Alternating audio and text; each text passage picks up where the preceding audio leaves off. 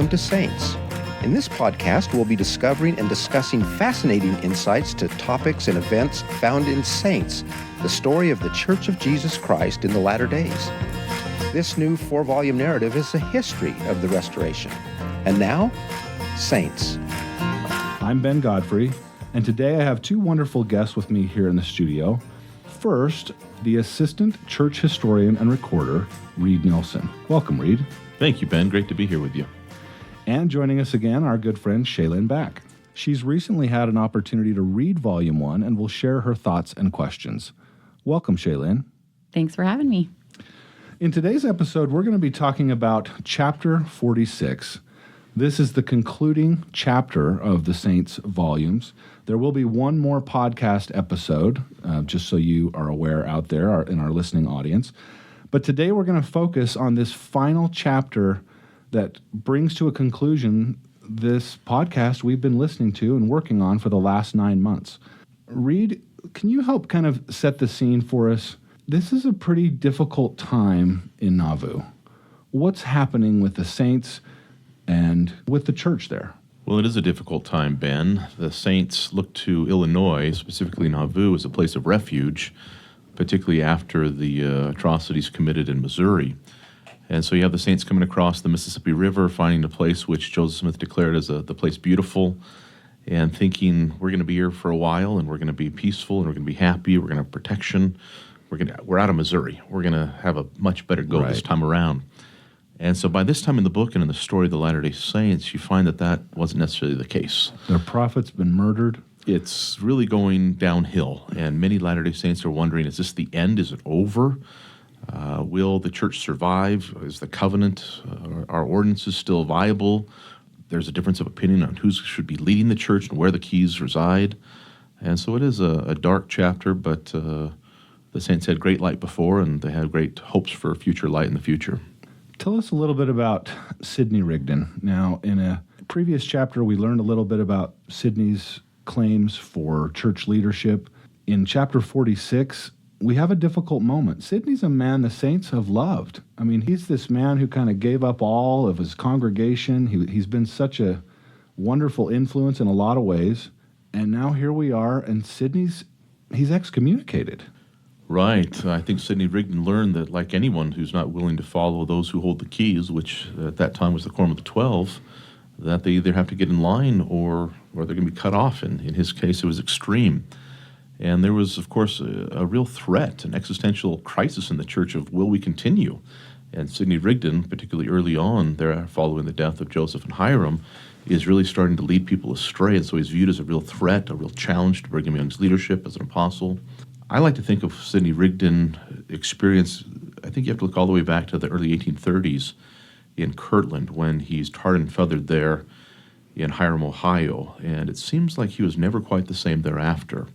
Different historians and other scholars with medical training have tried to understand what was going on in his mind, and perhaps that tar and feathering and hitting his head multiple times really caused problems that affected his judgment and his loyalties and other things throughout the rest of his life. So I try and understand, not appreciate Sidney Rigdon for where he was at, but at least understand and have some empathy for him. At the same time, I think the leadership of the church was very frustrated because they were convinced and absolutely knew what they should be doing and where they were going to go. And Sidney seemed to be a roadblock and a diversion for so many of those saints who began to look to him for leadership. So I think excommunication was the right thing and the necessary thing, but it's a sad thing because, as you say, he was beloved. Many of the early saints, the disciples of Christ, came into the church because of his leadership and his desire to follow the prophet. Well, and I actually served a mission in Cleveland, Ohio, so I gave tours in Kirtland for a time. And so, yeah, my memories of Sidney Rigdon, my perspective of Sidney Rigdon was when he was a very strong and influential church leader. And so this is so hard for me to read, and you bring up, his injury and everything in Kirtland. And so after that, did his decisions kind of concern the brethren soon after that, or was it just after the death of Joseph Smith? No, it was certainly during the Kirtland period, during the Missouri period, where he said some very strong things, and then certainly in the Nauvoo period. By this time, he'd already been kind of on the ins and the outs with Joseph Smith and the other senior brethren of the church. Clearly, he's still a member of the First Presidency, yet he's not one who receives the endowment. He's not part of the quorum of the anointed. He does not participate in plural marriage and is not sealed to his wife. In other words, even though he's a member of the First Presidency, he's not part of the upper echelon of the church. Right. Because of his Never own, moved to Nauvoo. Yeah, because of his own feelings, he sort of had cut himself off from the church. Yet he's Joseph Smith's running mate for President of the United States in 1844. And so people have said, so is Sidney in, is he out? Is he in good standing or is he not? I think it depends on the week, and it depends on the issue, and it depends ultimately how close to the martyrdom that happened. But I think there were certainly struggles from Hiram on. Speaking of the martyrdom, Shaylin, was it surprising at all to you to learn that there was an actual trial for Joseph's murder, or is that something you think most people know? Did you know? No, I did not know. I was really surprised, and I don't know why I hadn't really thought of that before. I guess I thought that it kind of would be kind of ignored or overlooked, just from the state's perspective. But I do have a question. Were those men that killed Joseph Smith and Hiram, were they ever convicted? Do we know who they were? Great question. There's a book that was actually done by a young attorney named Dallin H. Oakes, now President Oakes of the First Presidency. It's an awesome book. It really is. Yeah, he and a scholar named Joseph Bentley wrote a book called Carthage Conspiracy, where they really went through and analyzed the trial and what happened to those people that were charged, what were the repercussions, was anyone actually held accountable, and frankly, the answer is not really. None of them were sentenced to jail. It was, in the minds of the Latter-day Saints, I think, a sham trial. The deck was stacked against them. Already the populace there in Illinois and Missouri were really against the Saints. And so I think the Saints were pleased that there was going to be a trial, but not particularly confident, and rightly so, that anything would actually come of it. So there were some charges levied, but ultimately no one really was accountable for the martyrdom of Joseph and Hiram. Wow. So again, just kind of reminding our listeners where things are at here in Nauvoo. We have the prophet is dead. We have the murder trial, which feels like a sham. And then another nail in the coffin comes with the repeal of the Nauvoo Charter. This charter, which allows them to have a police force, to have have courts, to have city ordinances, is repealed by the Illinois state legislature. Let's listen to a little quote here from the book about what this felt like for the saints in Nauvoo. Without these protections, Brigham feared, the saints would be vulnerable to attacks from their enemies. Yet the temple was far from finished, and if the saints fled the city, they could hardly expect to receive their endowment. They needed time to complete the work the Lord had given them, but staying in Nauvoo, if only for another year, could put everyone's lives at risk. Brigham went to his knees and prayed to know what the saints should do. The Lord responded with a simple answer: stay and finish the temple. What do you think they're feeling when all this is crushing in and we're going to build this temple, but they know they have to leave, don't they? Well, they do. I think that they're convinced of that pretty soon after the death of Joseph and Hiram. So once again, just as they found themselves in Missouri, they no longer have the protection of the law, and they're not confident that the state nor the federal government will protect them. That's their experience. They know that they're really on their own. But yet they know they want those ordinances, and they're already starting to look west. Joseph Smith prophesied that the saints would move to the Rocky Mountains at one point. So they know they're leaving, yet how do we actually get the promises and the protections that can only come through the endowment? That seems to be going through their minds. And as you just read, Brigham Young was convinced by inspiration from the Lord that they had to build the temple. Even if it cost them everything, they had to get that done. And it's striking to me that they would put so much into an edifice that they were going to abandon. That they literally put everything into it, knowing that they were going to be packing up and moving wholesale to the west. And at this time, how long had they been in Nauvoo, and how long did they anticipate having left on the temple? Like, how much work left? Well, they got to Nauvoo in 1839, and by this time, they're leaving by early February 1846. So they'd gotten done what they needed to on the temple, enough to perform all the ordinances before they actually left. So people are being endowed and sealed, and the temple served its purpose. I think what Brigham Young's next mission was to complete that charge that Joseph gave him to build temples around the world. Brigham Young very early on thought there was going to be not just one or two or three, but dozens, if not hundreds of temples. sometimes we think the prophets today are the ones that have that vision, and that's true. But it's clear that early prophets saw a future day, whether that be in the near future during the millennium, that temples would dot the earth. Now Brigham's job is just to build one more in Salt Lake City, and pretty soon that expands to other temples, and now you see where we're at today. But at the time, we had to get that temple done so those ordinances could be passed on and people could enjoy those blessings. Maybe you could describe for some of our listeners who may not have completed the chapter yet, the scene at the temple. We're jumping forward just a little bit to the chapter here, but some saints are receiving their endowment, and Brigham says it's time to go. Like, we really have to go. The violence there's an uptick. Can you just describe that for us? Well, they do know they have to leave. Things continue to get worse. They're being harassed. Mobs are coming. I think for a time the saints thought once Joseph and Hyrum were dead that maybe they'd be okay, they'd be left alone, which certainly was not the case at all. In fact, it just seems that their shedding of their blood seemed to create even greater bloodlust on the part of the mobs for anyone who affiliated with the Latter-day Saints. And so Brigham's ready to go. They know that they need to get going if they're going to reach the Salt Lake Valley in the fall of 1846. Many church members don't realize they were supposed to be in Salt Lake a year before they actually got there. And so Brigham, he's ready. He's getting everyone ready to go. And the saints say, you can't leave without us receiving our endowments. We received those blessings. We've made incredible sacrifices. Please don't leave. And there's this touching scene where Brigham Young looks out over the saints who are gathered at the temple begging for their temple endowments and finally says, okay. And I think he knew at that time instinctively what this might mean, that it might postpone the immigration for another year.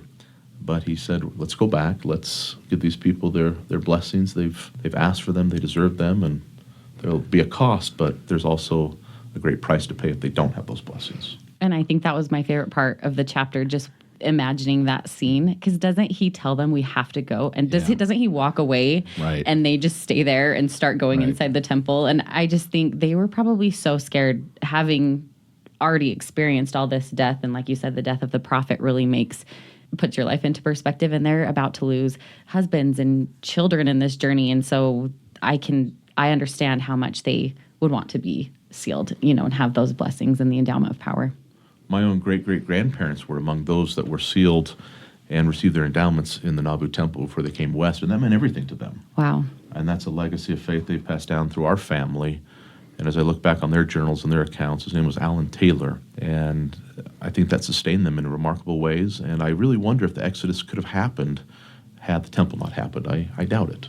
It feels like a moment where the saints come together in a way that they never had before.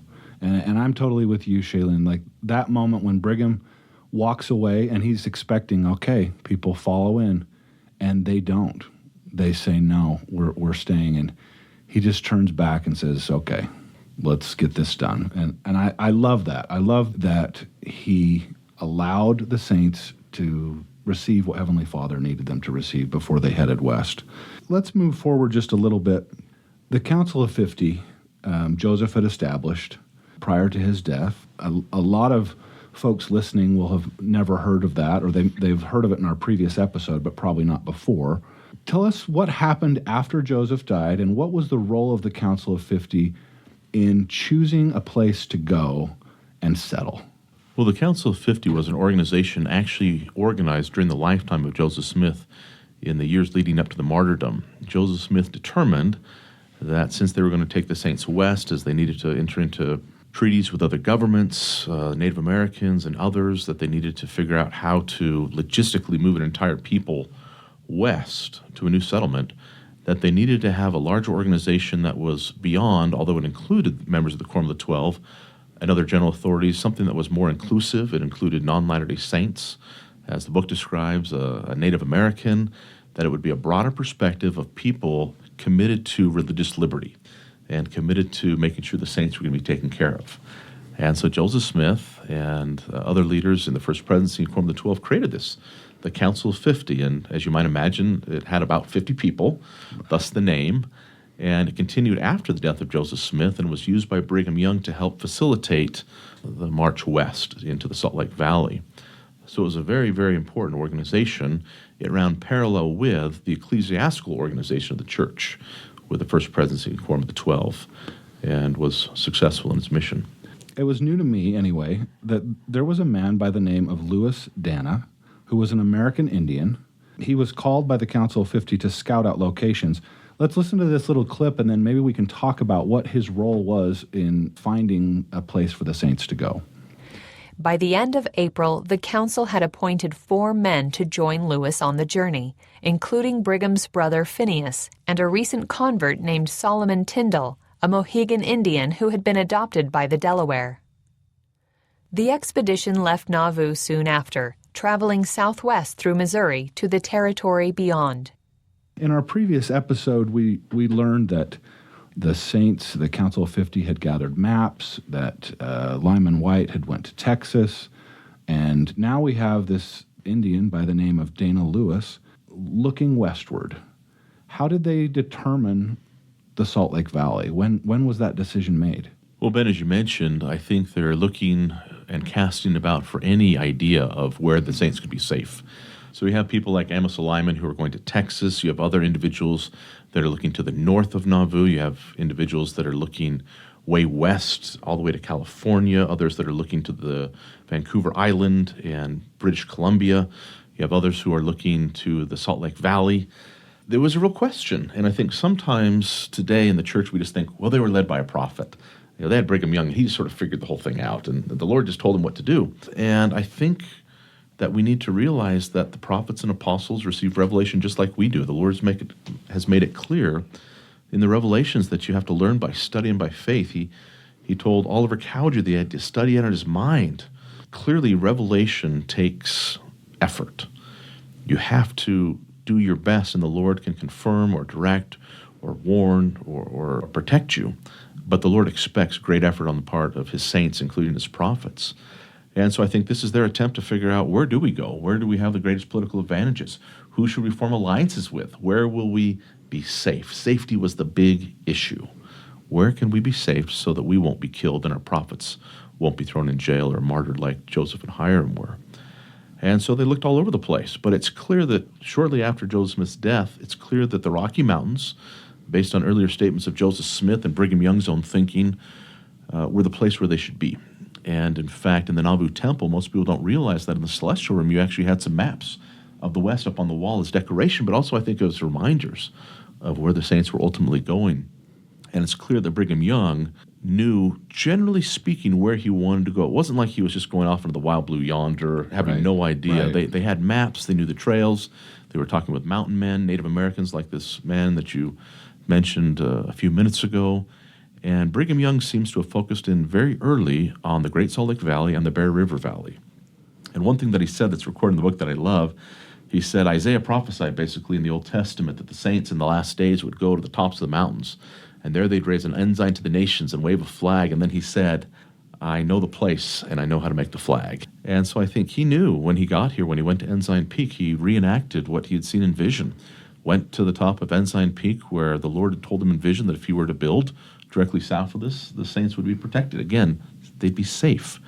And there, with early other men, they raised a banner to the nations, both figuratively and literally with a handkerchief. They were reenacting biblical prophecy. And this is so amazing to me, just as you described all of the places that people went and the maps that they had in the Celestial Room. I had no idea.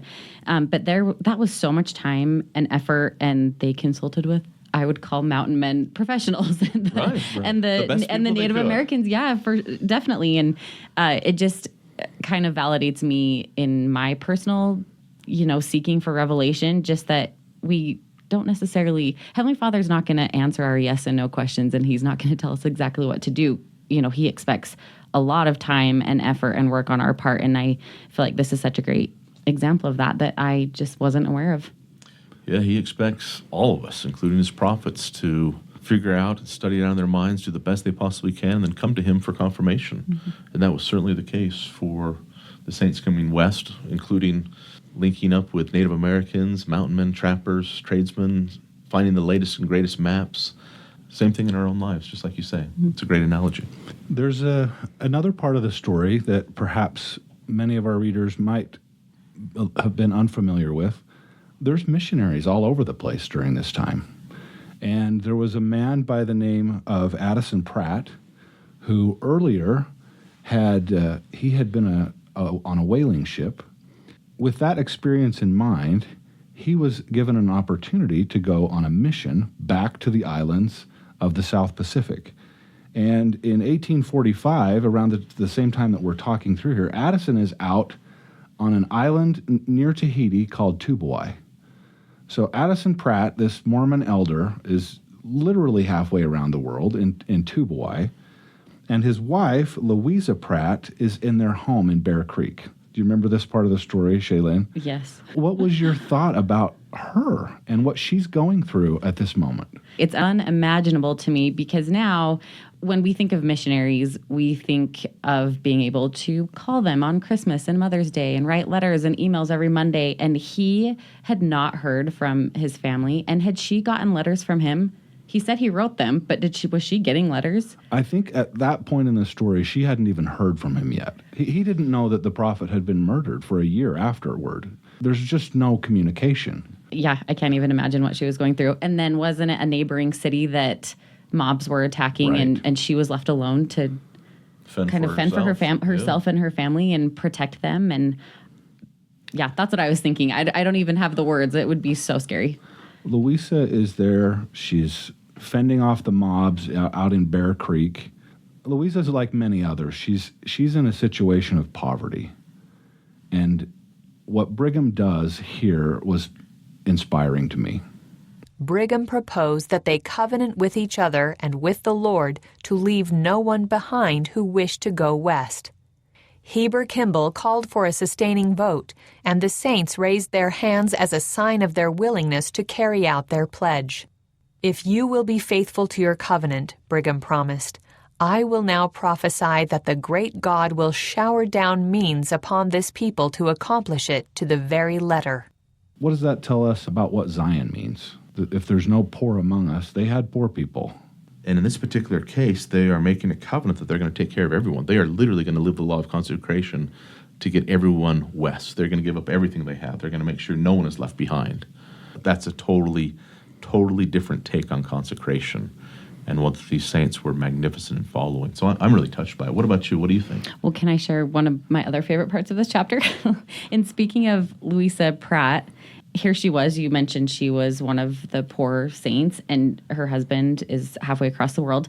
And I think she's discouraged because no one's offering to help her. Right. I love this. I'm glad you brought this up. Well, and especially the other brethren that had called her husband to a mission. They know where he is and the circumstance that he's in and that she's in. And one of her friends, when she knew that Sister Pratt was discouraged, her friend said, "They expect you to be smart enough to go yourself without help and even to assist others." And I just thought that was pretty bold of her friend to say, because I think Louisa could have been really offended, like not having received any help in the situation that she was in, where she could have used a lot of help. But what she said was, "Well, I will show them what I can do." And I just think that's so amazing, because it doesn't really matter our circumstance. There's always something that we can do, and it might not be huge. I don't know what she was able to accomplish, but I just think that that's so inspiring. But I also had a question. Did her husband did he ever come home? Did he ever make it to Salt Lake? He did come home. Oh, good. Came home and settled, was reunited with his family. Not that it was easy, and there were challenges in the years to come, but he was able to make it home. I actually had a real sweet experience with some of the descendants who knew Addison Pratt in Tubuai. 2 years ago, I found myself there on the island of Tubuai on a church history tour. Wow. With our church historian, Elder Stephen Snow. And we were picked up at the docks of the ferry by some of the great-great-granddaughters and grandsons of the first two converts who he was able to bring into the church in the 1840s, and they're still active in the church over there. And it was just incredible. You had a 7- and 8-generation family that we had lunch with, and they talked about what it was like, the stories that had been passed down orally in their families about having Addison and Louisa Pratt there. And we went to the places where their homes were and where they gathered water and where he'd go hunting, and a place where he'd pray, kind of his own little sacred grove area. And you realize that these people are not that distant from us. Right. That although you think, oh, that's back in the 19th century, that's back in the time of Brigham Young and Joseph Smith, that in fact their descendants are still there. They're still active. They're the leaders of the church in Tubuai. And it was one of those moments when your understanding of church history is sort of disoriented because you think, oh, it's the Latter-day Saints in Utah that have been there a long time, that are multi-generational families. Right. And then you realize that, wait, the gospel was in the South Pacific before Joseph Smith was killed, and many of their families have been in the church longer than anyone's family in Utah has ever been in the church. And so you start to appreciate that this truly is a global church. It was a beautiful experience with these descendants and That's the incredible. actual landscape. Yeah, that's amazing. Reed, thank you so much for joining us. And Shaylin, thank you for joining us also. Maybe if I could, just one concluding question for you.